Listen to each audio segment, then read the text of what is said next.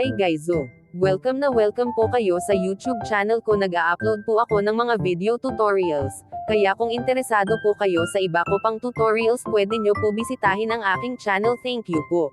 Mag-umpisa tayo at isang VPN lang ang gagamitin natin, and take note na i-delete o i-uninstall nyo ang VPN kapag tapos nyo na gamitin. Posible rin na ma-spam ang server. Indonesia VPN na gagamitin natin, kaya dapat ay mauna kayo lagi na gumamit ng app na ito. Yes po, available siya sa Android or iOS device, kaya ilalagay ko na lang sa description box.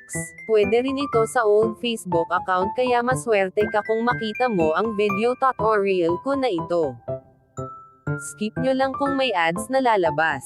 Sundan nyo kung ano ang pipindutin ko.